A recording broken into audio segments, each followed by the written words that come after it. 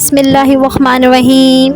حضرت آدم علیہ السلام کی تخلیق اللہ تعالیٰ کی قدرت کا عجیب و غریب کرشمہ ہے۔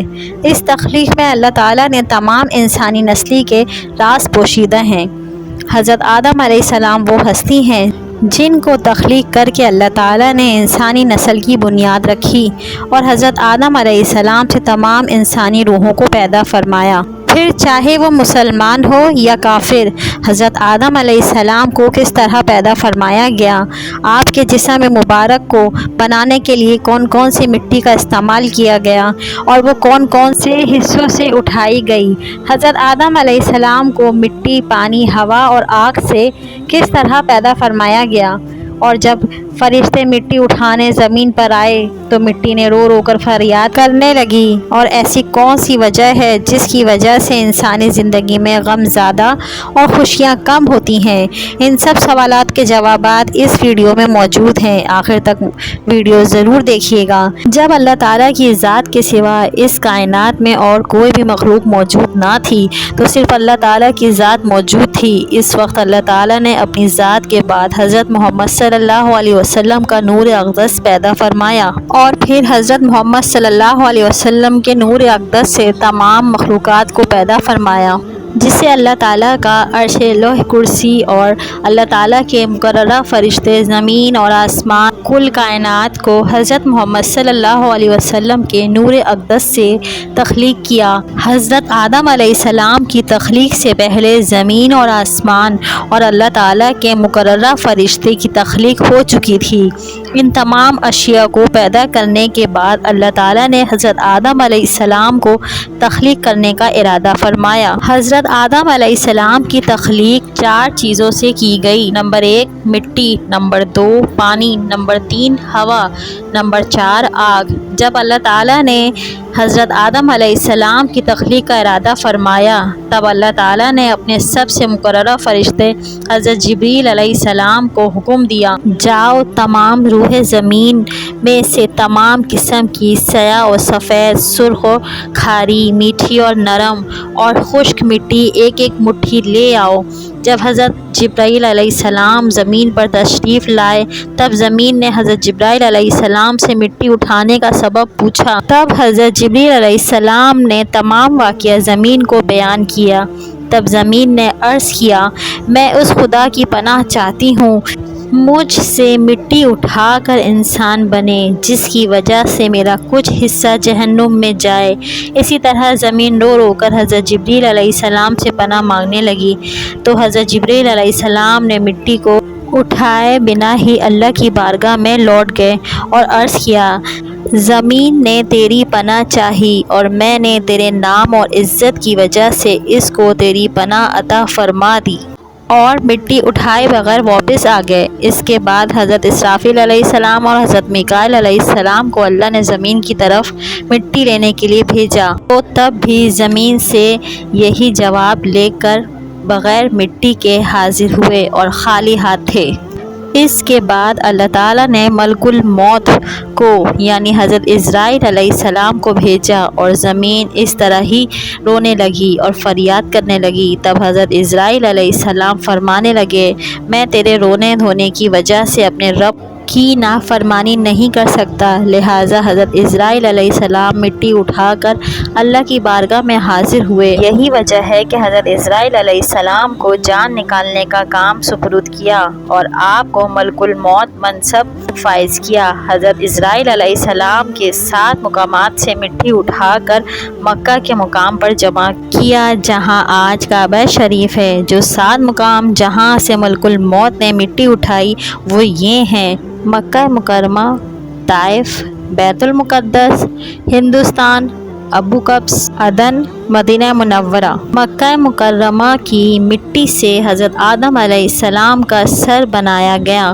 بیت المقدس کی مٹی سے گردن بنائی گئی، عدن کی مٹی سے حضرت آدم علیہ السلام کا سینہ مبارک بنایا گیا، اور ہندوستان کی مٹی سے حضرت آدم علیہ السلام کی پشت شکم مبارک بنایا گیا، اور مدینہ منورہ کی مٹی سے دل مبارک بنایا گیا، اور طائف کی مٹی سے حضرت آدم علیہ السلام کے جسم مبارک کے بقیہ حصے کے اعضاء مکمل تیار کیے گئے۔ حضرت آدم علیہ السلام کی تخلیق میں 7 قسم کی مٹی استعمال ہوئی۔ خشک مٹی سے پیدا کیا تراب، جو کہ خشک مٹی ہوتی ہے۔ 3 اس مٹی کو کہتے ہیں جو بھیگی ہو یا نرم مٹی ہو۔ یہ مٹی جہاں بھی ہوتی ہے اس زمین کو ہرا بھرا کر دیتی ہے۔ یہ مٹی زمین کے اندرونی حصے میں ہوتی ہے۔ ہمارے جسم میں اوپری والے حصے اور نیچے والے حصے یہی مٹی ہوتی ہے جس کی بدولت ہمارے جسم سے بال نکلتے ہیں۔ ہمائن بچتی ہوئی مٹی سے بنایا جو اصل میں ایک سیاہ اور بدبودار گاڑا تھی۔ مسنون وہ گاڑا ہوتا ہے جو پانی میں کئی روز رہنے کی وجہ سے بدبودار اور سیاہ ہو چکا ہو۔ طین العظم یعنی لیسدار مٹی، سلسار یعنی کھنکھناتی ہوئی مٹی، فخار یعنی ٹھیکری مٹی، پکی مٹی، اس طرح مختلف قسم کی مٹی کو اٹھایا گیا اور حضرت آدم علیہ السلام کو تخلیق کیا گیا۔ اسی وجہ سے انسانوں کے رنگ روپ میں فرق پایا جاتا ہے، اور اسی طرح جب مٹی جمع کر لی گئی تو اس کا گاڑا بنانے کے لیے 7 قسم کے پانی کا فرمایا گیا، جن کے نام یہ ہیں۔ آب خوراک اس پانی کو کہتے ہیں جو شیریں اور میٹھا ہو۔ آب اجاج اس پانی کو کہتے ہیں جو کھارا پانی ہو۔ آب سلسبیل اس پانی کو کہتے ہیں جو پاک اور شفاف اور خوشنما پانی ہو۔ آب تسنیم اس پانی کو کہتے ہیں جو خوشبودار پانی ہو۔ آب رحیب اس پانی کو کہتے ہیں جو پاک اور نشے دار پانی ہو، جیسے جنتی شراب۔ آب کوثر اس پانی کو کہتے ہیں جس کو پیتے ہی انسان دنیا کا دکھ، درد، بھوک، پیاس سب بھول جاتا ہے۔ آب رحمت اس پانی کو کہتے ہیں جو رحمت والا پانی ہو۔ ان سب پانی کو جمع کر کے حضرت آدم علیہ السلام کی جمع کی گئی مٹی کو گوندا گیا۔ جب اس طرح حضرت آدم علیہ السلام کا گاڑا تیار ہو گیا تو اللہ تعالیٰ نے اس پر 40 روز بارش برسائی۔ 39 روز تک غم کی بارش برسائی گئی اور 1 روز خوشی کی بارش برسائی گئی۔ اس وجہ سے انسان کی زندگی میں غم زیادہ اور خوشیاں کم ہوتی ہیں۔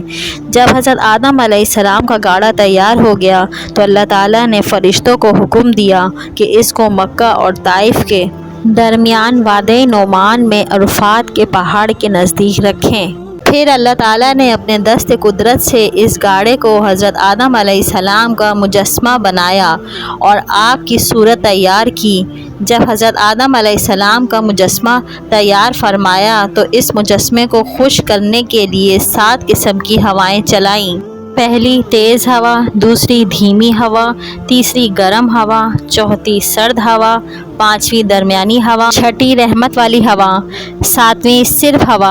ان 7 قسم کی ہواؤں سے جب مجسمہ خشک ہو گیا اور اس مجسمے کو پکا کرنے کے لیے اس مجسمے کو 7 قسم کی آگ سے گزارا گیا۔ پہلی سیاہ رنگ والی آگ، دوسری سرخ رنگ والی آگ، تیسری پیلی آگ، چوتھی نیلے قسم کی آگ، 5ویں دھوئیں والی آگ، 6ٹھی بغیر دھوئیں والی آگ، 7ویں تیز اور دھیمی آگ۔ ان 7 قسم کی آگ سے گزر کر مجسمے کو پکا اور مضبوط بنایا گیا۔ جب مجسمہ مٹی، پانی، ہوا، آگ سے بن کر تیار ہو گیا اور شکل اور صورت مکمل بن گئی، تب اللہ تعالیٰ نے حضرت آدم علیہ السلام کو اپنی پسندیدہ شکل اور صورت پر پیدا فرمایا۔ جب حضرت آدم علیہ السلام کی صورت تیار ہو گئی تو فرشتے یہ صورت دیکھ کر حیران ہونے لگے اور تعجب کرنے لگے، کیونکہ انہوں نے اس سے خوبصورت صورت پہلے نہیں دیکھی تھی۔ جب ابلیس حضرت آدم علیہ السلام کے پتلے کے پاس آیا اور ارد گرد پھرنے لگا، اس کے بعد بولا، اے فرشتوں، تم اس کو دیکھ کر کیوں تعجب میں پڑ رہے ہو؟ یہ تو اندر سے ایک خالی جسم ہے، اس میں جگہ جگہ سوراخ ہیں اور اس کے کمزوری کا یہ حال ہے کہ اگر بھوکا ہو تو گر پڑے گا اور اگر خوب سیر ہو تو چل نہیں سکے گا۔ اس کے سینے کی جانب ایک لوتھڑی ہے یعنی کہ دل، لیکن اس کو خبر نہیں کہ اللہ اس میں کیا رکھے گا۔ شاید یہ کہ لطیف ربانی ہے جس کی وجہ سے اللہ تعالیٰ نے خداوند کا حقدار مقرر دیا ہے۔ جب حضرت آدم علیہ السلام کا مجسمہ بالکل تیار ہو گیا تو اللہ تعالیٰ نے روح داخل کرنے کا ارادہ فرمایا۔ جب روح کو پیدا فرمایا اور اس کو حکم دیا کہ حضرت آدم علیہ السلام کے جسم میں داخل ہو۔ جب جسم کے پاس پہنچی تو جسم کو تنگ اور تاریک پایا اور روح جسم کے اندر داخل ہونے میں ڈرنے لگی۔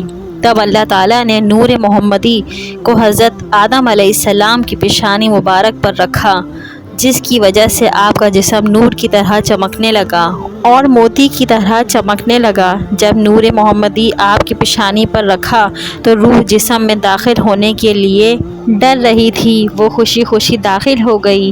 جب روح حضرت آدم علیہ السلام کے جسم مبارک میں داخل ہونے لگی، ابھی روح سر مبارک میں ہی پہنچی تھی تو حضرت آدم علیہ السلام کو چھینک آئی تو آپ کی زبان سے نکلا الحمدللہ۔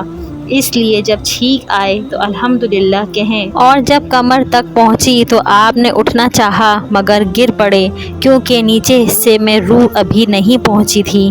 اس وقت اللہ تعالیٰ نے فرمایا بے شک انسان جلد باز پیدا کیا گیا، اور جب روح داخل ہو گئی اور پورے جسم میں پھیل گئی تو تب اللہ تعالیٰ نے حکم دیا کہ جاؤ فرشتوں کے پاس جا کر سلام کرو اور سنو کہ وہ تمہیں کیا جواب دیتے ہیں۔ جب آپ فرشتوں کے پاس گئے اور سلام کیا اور جب جواب ملا تب اللہ تعالیٰ نے فرمایا یہی الفاظ تمہاری اولاد کے لیے مقرر کیے گئے ہیں۔ تب حضرت آدم علیہ السلام نے عرض کیا اے اللہ میری اولاد کون ہے؟ تب اللہ تعالیٰ نے حضرت آدم علیہ السلام کے پشت پر اپنا دست قدرت پھیرا۔ اس وقت تمام روحیں حضرت آدم علیہ السلام کے جسم سے باہر نکلیں اور حضرت آدم علیہ السلام نے روحوں کو دیکھا۔ اس طرح حضرت آدم علیہ السلام کی تخلیق ہوئی۔